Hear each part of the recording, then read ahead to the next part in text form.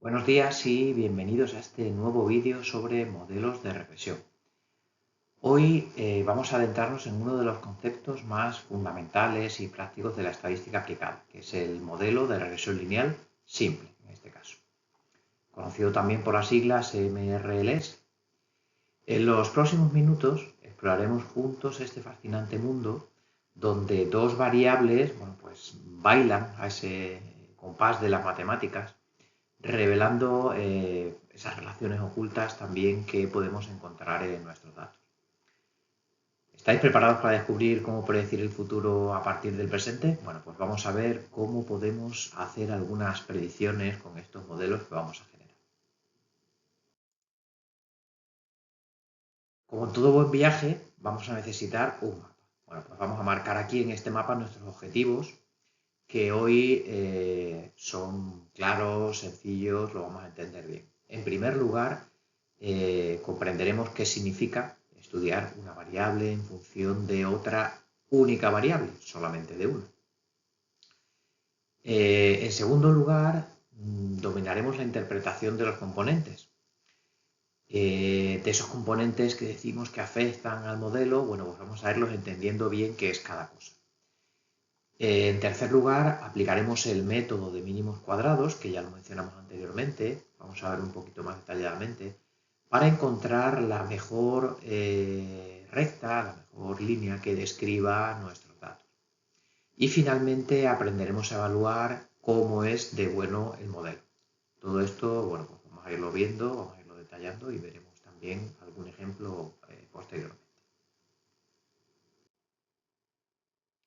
Bueno, esta herramienta de regresión lineal nos va a permitir examinar la relación entre los dos protagonistas de nuestra historia, la variable dependiente, la variable i, que es lo que queremos explicar o predecir, y una variable independiente x, repito, una variable independiente, que es nuestro predictor. Es como estudiar la relación en el problema que hemos mencionado ya, entre las horas de estudio y las notas de un examen, o entre la temperatura y la venta de helados.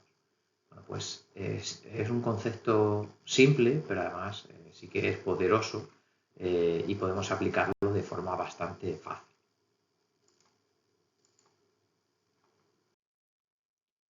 El modelo matemático de regresión lineal simple es muy sencillo, se estudia incluso en bachillerato. Aquí lo vemos con esa alfa, beta y u, son esos valores que intervienen.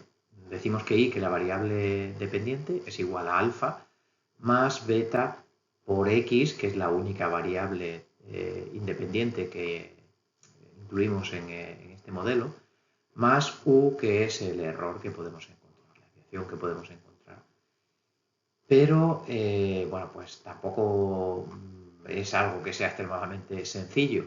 Cada elemento tiene un significado profundo al que tenemos que darle valor. La alfa, esta alfa que tenemos en este caso, decíamos que en otros casos ponemos también beta 0. Bueno, alfa hemos puesto ahora, es el valor de la ordenada en el origen, intercept en inglés, o intercepto decíamos que también se suele aparecer. Es el punto donde la línea cruza el eje vertical, donde la línea cruza el valor en que x es igual a 0. Nos va a decir cuál es el valor de la y cuando x toma el valor 0. La beta es la pendiente de esta recta. Podríamos decir que nos indica cuánto cambia la y cuando x aumenta una unidad. Y finalmente la U es el término de error, ese recordatorio humilde de que el mundo real, bueno, pues no se puede explicar de forma tan sencilla, ¿no? Con un modelo, a lo mejor con una variable o como veremos después con varias variables, ¿no? Entonces, esa U es donde vamos a incluir toda la información que pueda afectar al modelo que no la controlamos. Si la controláramos estaríamos hablando de un modelo determinista, como puede ser a lo mejor una ley física, ¿no? Que hay una relación directa, ¿no? Pues en este caso, como cuando hacemos un modelo de regresión no conocemos exactamente todo lo que puede afectar a la variable dependiente, bueno, pues siempre incluimos ahí ese margen de error, ¿no? Bueno, no nos podemos olvidar, claro, de las variables del modelo. La i hemos dicho que es la variable dependiente o respuesta. Su valor depende de otra variable, en este caso, mediante una relación causal. Y la x es la variable independiente, explicativa, su valor es conocido. Y con él, con esos valores, pues queremos hacer el modelo y poder predecir el valor de la y cuando nosotros vayamos dando algunos valores de la x que conocemos. En este caso, pues sería la causa de esa relación causa-efecto. Bueno, pues para hacer este modelo más tangible, vamos a ver un ejemplo concreto. Imaginemos que tenemos 10 observaciones de dos variables x e y. Aquí tenemos los datos, en esta diapositiva los he puesto. Estos datos podrían ser, bueno, pues podríamos coger cualquier ejemplo de los que hemos dicho anteriormente. En este caso he puesto 10 estudiantes, las horas de estudio que han dedicado y la calificación que han obtenido finalmente. Bueno, lo importante es que estos números, pues, que inicialmente pueden no transmitirnos nada, realmente podemos descubrir a través de ellos la relación que estamos buscando. Nuestra visión en este caso es encontrar esa narrativa, ¿no?, que nos va a ofrecer estos datos. Bueno, pues antes de comenzar con el análisis de regresión, siempre se suele hacer un análisis descriptivo de las variables. Con este análisis vamos a conocer un poco más, pues, algunas características, algunos estadísticos, como decimos, de esa variable, sobre la distribución de cada una de ellas de las que vamos a estudiar. Podemos ver si hay valores atípicos, anómalos, que influyan en el posterior análisis. Bueno, se pueden analizar un montón de aspectos de los cuales nosotros, pues, vamos a hacer algo muy sencillo. Únicamente hemos calculado aquí la media, la desviación estándar, la varianza y las covarianzas. Bueno, ahí podemos ver un poco las medias de horas de estudio, que es 5,5, mientras que la media de las calificaciones es 2,9. La desviación estándar, que es la raíz cuadrada de la varianza, podríamos calcular una u otra también, si queremos solamente una de ellas como medida de dispersión, así tenemos ya la media como centralización y la desviación o la varianza como dispersión. Y la covarianza, que la tenemos también ella como una medida de asociación. Sería como el paso previo al cálculo del coeficiente de correlación. Bueno, pues con esta información hemos dado algunas pinceladas sobre la información que tenemos de estas variables y bueno, también podemos observar ahí ya, apreciar antes de representar los datos gráficamente, que tenemos una covarianza de 3,94, que bueno, pues en este caso nos puede indicar que las variables tienen una relación directa, es decir, que a medida que avanza una o que crece una, la otra también crece. Vamos a ver a continuación cómo representar esto gráficamente. Bueno, pues aquí tenemos la magia visual, ¿no? Cómo vamos a poder comprender, entender la relación que hay entre las dos variables únicamente con un gráfico. Para ello vamos a utilizar el gráfico de dispersión o diagrama de dispersión. Cada punto en este gráfico es una observación, es como una pequeña historia en nuestro conjunto de datos. Está contando esa información para cada uno de los puntos, esa relación que hay por cada punto. La línea que atraviesa esa nube de puntos que tenemos ahí representada es precisamente la recta de regresión. Aquí ya, bueno, pues nos adelantamos porque normalmente en los gráficos de dispersión nos permite ajustar directamente la recta de regresión. Que además, si no le decimos nada, normalmente lo hace por el método que habíamos dicho de mínimo cuadrado. Esa recta de regresión, bueno, pues es el resumen lineal de la relación que hay entre las dos variables. Las distancias verticales que se muestran ahí entre, bueno, pues entre un punto, podríamos calcularlo de forma vertical, y la recta de regresión, esa va a ser el residuo, el que llamamos residuo, de nuestro modelo. Podríamos sumarlos todos y después podemos utilizarlo para el cálculo por mínimos cuadrados, como hemos dicho, del modelo de regresión. Eso es lo que vamos a tratar de minimizar. Lo que vamos a intentar es calcular esa recta que se ajusta lo mejor posible para reducir al mínimo la distancia, el error que cometemos a la hora de dar esa predicción de un dato para la y respecto al valor real que tenemos en esa nube de puntos con la x. A continuación podemos observar ya el gráfico de dispersión de los datos que habíamos puesto anteriormente, con las horas de estudio y la calificación que se obtiene. En este caso, si vemos el cálculo que lo hemos hecho ahí con la covarianza que teníamos anterior, el cálculo del coeficiente de correlación, bueno, pues vemos que sale 0,85, en este caso es un valor alto, es una buena relación entre ambas variables. Además, como decíamos antes, pues nos puede dar esa pista de que la relación que hay entre las dos variables es directa. A medida que aumenta una, en este caso la causal, a medida que aumenta el número de horas de estudio, va a aumentar la variable dependiente, que va a ser la calificación. Bueno, pero podemos preguntarnos, pues, cómo hemos ajustado esa recta, ¿no? Cómo calculamos esa recta si la quisiéramos representar nosotros a mano. Haremos uso de software, pero si quisiéramos conocer exactamente cómo calculamos esa recta de regresión, bueno, pues como hemos dicho, lo hacemos con el método de mínimos cuadrados ordinarios.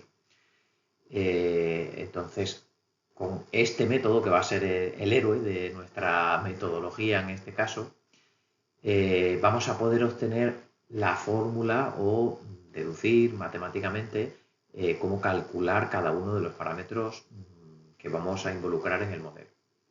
Bueno, la idea es sencilla. Decíamos que entre todas las líneas posibles que pueden pasar por nuestros datos, de entre todas las rectas que podríamos realizar, vamos a elegir aquella que minimiza la suma de los cuadrados de todos los residuos. Decíamos que utilizamos precisamente al cuadrado, mínimos cuadrados, porque así evitamos que los errores que están por encima y por debajo, positivos y negativos, bueno, pues se cancelen entre sí. Esto es como encontrar el punto de equilibrio perfecto, subiendo, bajando. Si lo hiciéramos a mano, nos costaría mucho, ¿no? Podríamos encontrar una que más o menos ajustara bien, pero con este método y teniendo en cuenta los residuos vamos a encontrar la recta idónea, el modelo idóneo que ajusta perfectamente a los datos. Bueno, las matemáticas en este caso pues nos dan estas fórmulas directamente. Podríamos hacer la demostración, no es muy complicada hacer esa demostración de cómo podemos obtener el resultado de estos parámetros, pero bueno, pues podemos calcular la estimación de los parámetros, que es lo que vamos a utilizar aquí, esa estimación de los parámetros basada en los datos que tenemos. Para ello, pues la pendiente beta se calcula como la covarianza entre x e y, que ya la habíamos calculado anteriormente, dividida por la varianza de x, que también la teníamos anteriormente cuando hemos hecho los descriptivos. Entonces, con eso sería sencillo. Bueno, en este caso sería como medir, pues, cuánto se mueven juntas nuestras variables en relación con cuánto se mueve la x por sí sola. Ahí estamos haciendo esa comparación. La ordenada en el origen, alfa, el intercept, bueno, pues se obtiene restando de la media de y el producto de beta por la media de x. Como sabemos que nuestro modelo, esta recta de regresión, tiene una propiedad que es que siempre va a pasar por el punto medio, en el que la x toma el valor de la media y la y toma el valor de la media. Entonces, como sabemos que esa línea de regresión va a pasar por x media y media, bueno, pues podemos sustituir en la recta, una vez que conocemos el valor de la estimación de beta, y con ellos tenemos el valor de alfa de la ordenada en el origen. Entonces ya tendríamos calculado para nuestro modelo de regresión simple alfa y beta. Y podríamos bueno, pues sustituirlo y tener la ecuación de y es igual a lo que nos haya dado de alfa más beta por la x. Tendríamos ahí esa ecuación o recta de regresión. Bueno, pues ya hemos transformado esa nube de puntos, esos descriptivos, en un concepto matemático, una recta de regresión con la que vamos a poder trabajar.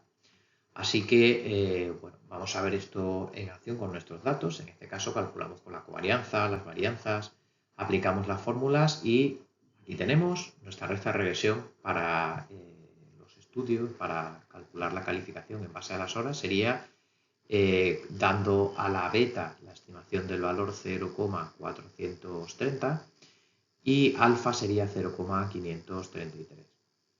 Bueno, para verificar que esa recta de regresión es correcta, pues simplemente hemos dicho, como pasa por el punto medio, podríamos sustituir x media y media y ver que se cumple esa igualdad.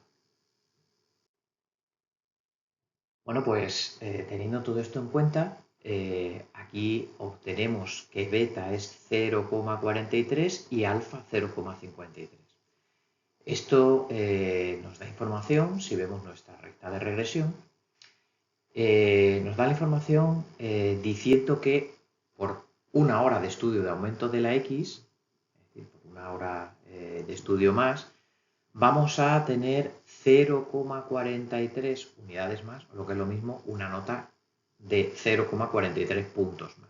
¿Vale? Si hacemos la interpretación directamente con los resultados. Por cada hora de estudio extra tendremos 0,43 puntos extra en nuestro modelo de regresión.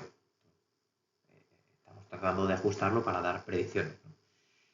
Y además también, como hemos calculado el alfa, pues podemos decir que cuando x es 0, esperamos que y valga 0,53. O lo que es lo mismo. Bueno, pues si no estudiamos nada, la nota esperada será de 0,5 puntos, 0,53 puntos.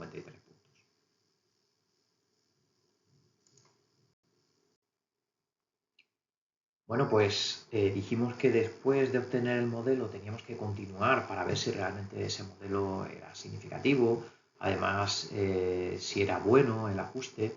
Bueno, pues vamos a empezar a ver aquí algunas de esas medidas. En primer lugar, hemos calculado el coeficiente de determinación, R cuadrado, simplemente es elevar al cuadrado el coeficiente de correlación, pero nos da una información muy valiosa.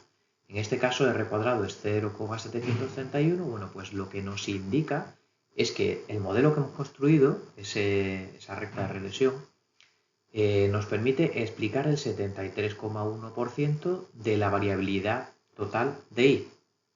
Esto es bueno, pues una información realmente interesante. Estamos explicando mucho de todos los posibles valores, las oscilaciones que puede tener I. Entonces, es un modelo que está bastante bien en este caso.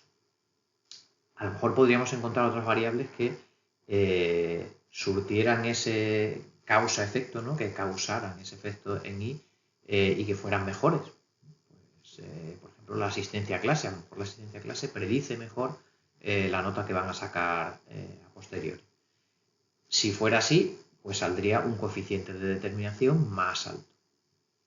Esto nos va a permitir comparar modelos de regresión lineal simple. Es una medida que nos va a permitir comparar. Bueno, además de esto, tenemos debajo dos contrastes de hipótesis. Por una parte tenemos sobre el valor alfa y por otra parte sobre el beta. Bueno, ¿qué nos dicen estos contrastes de hipótesis? Bueno, pues nos indican que, en primer lugar, sobre el alfa estamos tratando de analizar si alfa es igual a 0 o si hay evidencias de que puede ser distinto de 0. O sea, si consideramos que sí que tiene peso en nuestro modelo. Si no hay evidencias estadísticamente significativas, diremos que alfa es 0. O sea, que el valor que nos haya salido pues puede ser meramente por azar, que haya salido, pues en este caso salía un poquito por encima, era 0,40 y algo. Bueno, pues si no sale significativo el test, entonces es que podemos asumir que es 0, que ha salido algún dato, pero por azar. En este caso, para el valor de alfa, precisamente nos sale bueno, pues un valor de t pequeño, el p-valor de 0,379. Como es menor que 0,05, para los que habéis hecho contraste de hipótesis, sabéis, bueno, podemos establecer diferentes niveles de significación, 0,05, 0,01. Bueno, normalmente el 0,05 se suele utilizar de forma muy habitual, que sería con un nivel de confianza del 95%. Bueno, pues decimos aquí que ese p-valor es 0,379. Si no estáis si no conocéis mucho de contraste de hipótesis, ¿qué queremos decir con esto? Sale no significativo, por lo cual no hay evidencias en contra de que alfa sea 0. Entonces podríamos coger la recta de regresión y quitar ese valor alfa de la ordenada en el origen. Se quedaría nuestro modelo con y es igual a beta por x y estaría bien, sería una buena predicción para la I. En el contraste de hipótesis para la beta, el de la derecha, para la pendiente, en este caso sí que tenemos un valor P muy pequeño, menor de 0,05, es significativo, hay evidencias que nos dicen que ese valor va a ser distinto de 0. Entonces, este valor de beta que tenemos aquí, bueno, pues el que hemos calculado, sería interesante incluirlo en el modelo, no debemos eliminarlo del modelo. Como el modelo de regresión lineal simple, únicamente vamos a hacer para alfa y beta. Cuando pasemos a múltiple, pensad que para cada variable vamos a tener pues beta 1, beta 2, beta 3, vamos a tener un montón de contrastes y vamos a poder quitar o poner de nuestro modelo, si alguna variable es significativa o no. Bueno, finalmente tenemos ahí la prueba F, nos va a decir, quizá con otros modelos sea más interesante, pero aquí nos va a decir que el modelo en general es significativo, que es adecuado para predecir el efecto que tiene la X sobre la Y y dar predicciones sobre el valor que toma. Con esto tenemos ya un poquito más de información sobre el modelo y cómo de bueno es. Podemos continuar cuantificando esa incertidumbre que introducimos en el modelo. En este caso hemos calculado los intervalos de confianza que nos van a dar bueno, pues un rango con un 95% de probabilidad donde se va a encontrar el verdadero valor de los parámetros que estamos estudiando. ¿Qué nos quiere decir todo esto? Bueno, pues sería como decir, estoy bastante seguro de que la pendiente real, nosotros habíamos hecho una estimación únicamente con 10 datos, si no recuerdo mal. Bueno, pues pensad que si tuviéramos 100 datos, 100 pares de datos, pues la estimación sería más precisa. Si tuviéramos 1000 pares de datos, 1000 notas y horas de estudio, la estimación sería más precisa, ¿no? Bueno, pues solamente basado en esos 10 datos podemos construir este intervalo y decir, bueno, pues el parámetro beta real, nosotros hacemos una estimación basada en los datos, como digo, estoy bastante seguro, con un 95% de probabilidad, de que esa pendiente real va a estar entre estos dos valores que doy aquí. Por eso damos este intervalo de confianza. Bueno, tenemos el intervalo de confianza para beta, que está entre 0,217 y 0,643, y para alfa entre menos 0,788 y 1,854. ¿Qué nos quiere decir también o qué conclusión podemos sacar del de alfa? El de alfa hemos visto antes que era no significativo el contraste, es decir, que podríamos quitarlo del modelo. Este intervalo también nos lo corrobora. Como el intervalo contiene el valor 0, el 0 está incluido dentro de ese intervalo, bueno, pues ese es uno de los posibles valores que puede tomar. Si tomara el valor 0, pues realmente no sería interesante para el modelo. Cuando un intervalo de confianza incluye el valor 0, ese parámetro que estamos analizando pues no es interesante para nuestro modelo, no será estadísticamente significativo.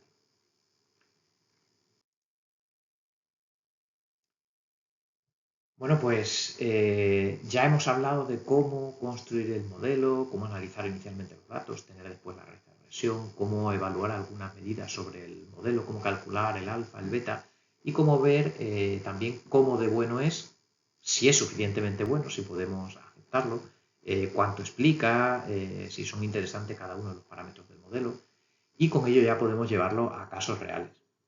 Hemos hablado ya anteriormente de muchos ejemplos prácticos sobre negocios, ingeniería, ciencias, educación. Seguro que en cualquier ámbito que penséis también se puede aplicar, siempre que estemos manejando conjuntos de datos cuantitativos, en este caso todavía, también se puede aplicar, ¿no? Es algo que se utiliza de forma bastante habitual. Bueno, pues en nuestro caso, que lo hemos utilizado para educación, el último paso ya sería el de dar predicciones.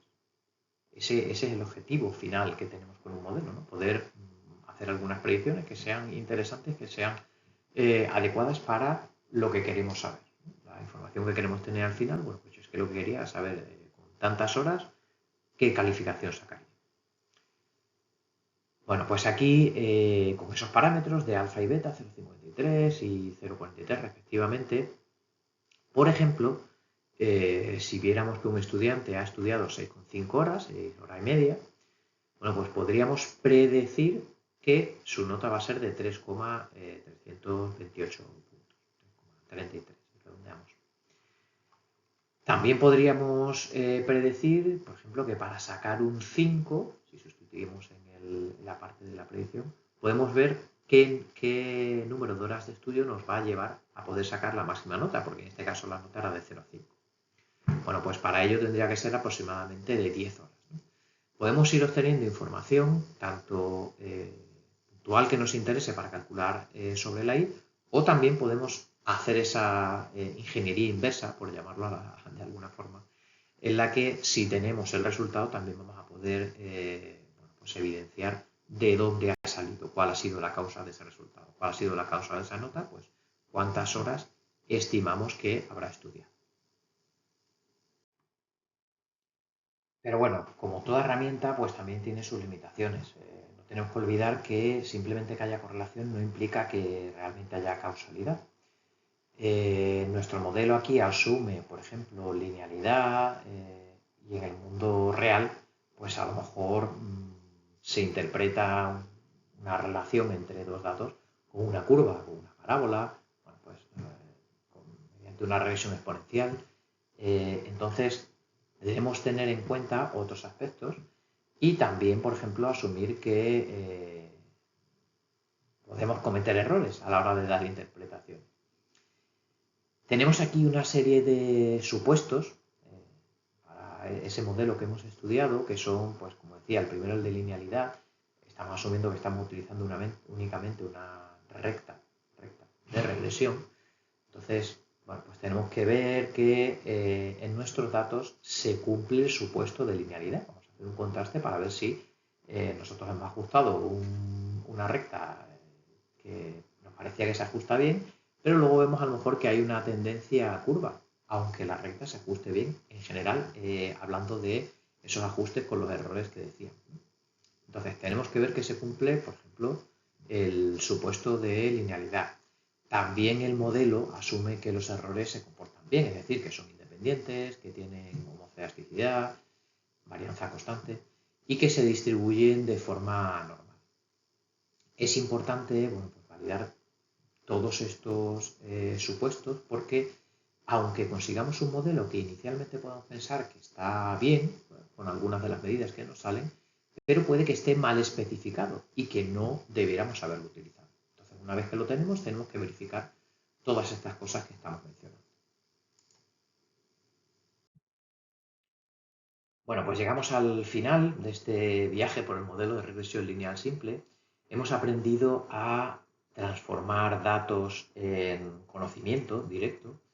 Esos números los hemos transformado a narrativas, a interpretaciones ya concretas con el sentido que tiene cada variable y observaciones que teníamos de una variable las hemos podido transformar en predicciones de otra, por ese efecto que tiene una sobre otra. Bueno, recordad que cada análisis de regresión es como una conversación con los datos. Le vamos preguntando información, nos vas devolviendo, vamos calculando algunas medidas, algunos modelos, algunas predicciones. Entonces, por eso digo que es como una conversación. Ahí tenemos que escuchar bien lo que nos dice el modelo, pero también cuestionarlo, validarlo y siempre pues mantener la mente abierta para quizá nuevas interpretaciones, nuevas iteraciones, ver si la aplicación que queríamos darle es adecuada con el modelo que hemos conseguido y bueno, pues verificar todo lo que nos va saliendo para ver si realmente el ajuste que estamos haciendo es el adecuado o no. Después de esto, nos quedaría ya ampliar, cambiar, transformar el modelo, que será lo que veamos en los siguientes vídeos. Espero que os haya quedado claro este modelo que es simple, modelo de regresión lineal simple, pero a la vez efectivo. Y bueno, pues sin más, muchas gracias por vuestra atención y nos vemos en el siguiente vídeo.